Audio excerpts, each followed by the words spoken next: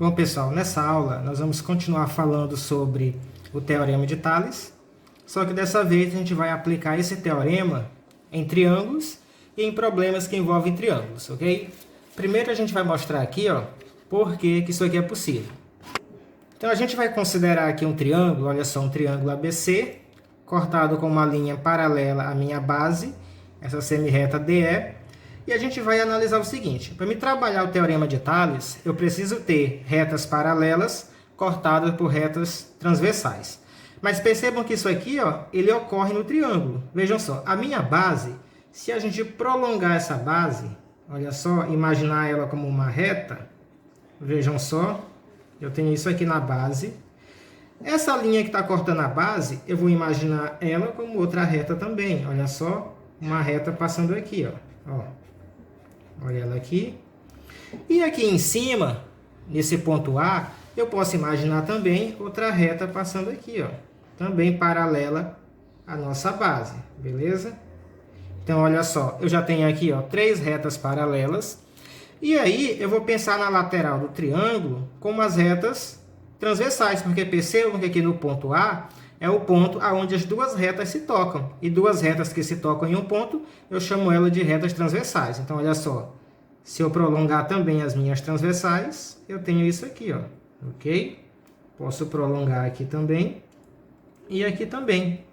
Então, aí a gente vai perceber que nós temos retas paralelas cortadas por transversais. E aqui eu aplico o Teorema de Tales, porque o teorema diz que esses segmentos aqui, olha, que foram formados, eles são segmentos proporcionais. Esse segmento que vai de A até D, esse segmento AD, dividido pelo segmento que vai de D até B, DB, ele é igual a esse segmento desse outro lado, A que vai até E, dividido por esse lado de E que vai até C.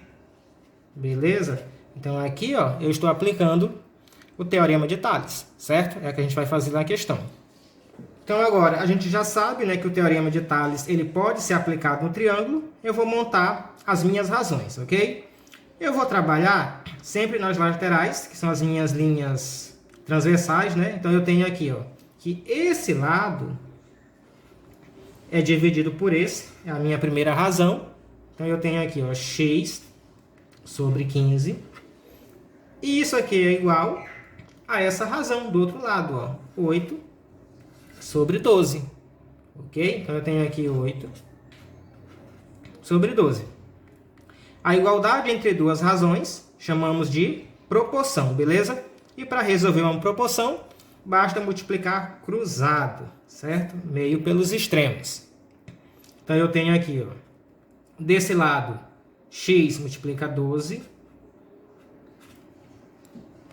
E do outro lado eu tenho 15 multiplicando 8. X vezes 12 é 12x, que a gente só organiza. Número na frente, a letra atrás. Igual 15 vezes 8 é 120, beleza? Para determinar o valor do x, a gente precisa isolar a variável, isolar a letra. Significa que o valor que acompanha a letra representa a multiplicação e ele vai passar na operação inversa da multiplicação, que é a divisão. Então, o número 2, ele vai dividir, o número 12, vai dividir o 120. Então, a gente vai considerar que o nosso x vale 120 dividido por 12 é igual a 10. Esse é o valor da letra x, ok? Então, aí está feito a nossa primeira questão. Aqui na segunda questão, eu também tenho um triângulo, só que nesse caso, a gente percebe que desse lado aqui, olha, eu tenho a letra x aqui nesse pedaço e x mais 2 nesse pedaço.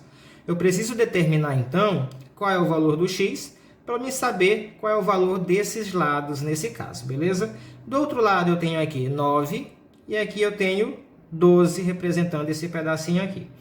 Eu já sei que o Teorema de Tales ele pode ser aplicado aqui nesses triângulos, beleza? Por quê? Porque eu tenho aqui uma reta paralela à minha base, beleza? Isso aqui é a base do triângulo e aqui é a reta paralela à minha base. Então, eu percebo que eu tenho retas paralelas aqui, cortadas por retas transversais, ok? Aí eu aplico o Teorema de Tales, ok?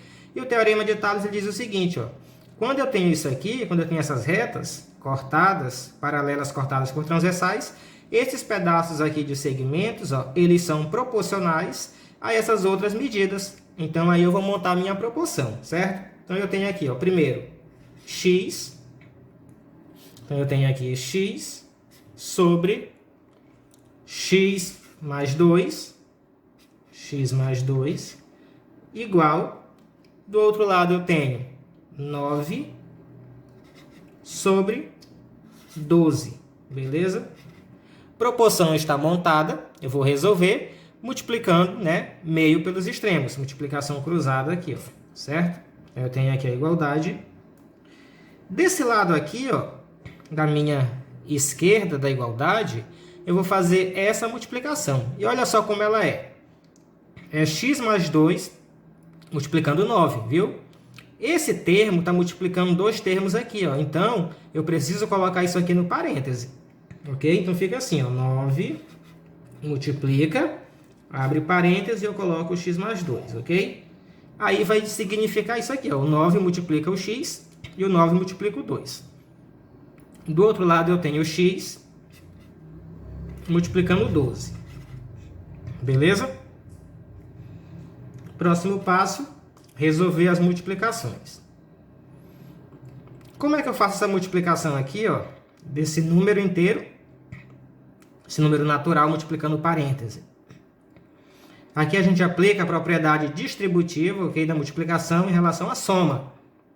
Então, essa multiplicação, ela está sendo distribuída assim, ó, ok? 9 multiplica todo mundo. Então, o 9 multiplica x, aí vem jogo de sinal, mais com mais é mais, e o 9 multiplica 2.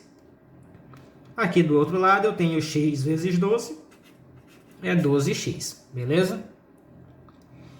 Agora eu vou desenvolver aqui, olha só, 9 vezes x é 9x, né? Todo mundo sabe disso, mais 9 vezes 2 é 18, igual a 12x, beleza?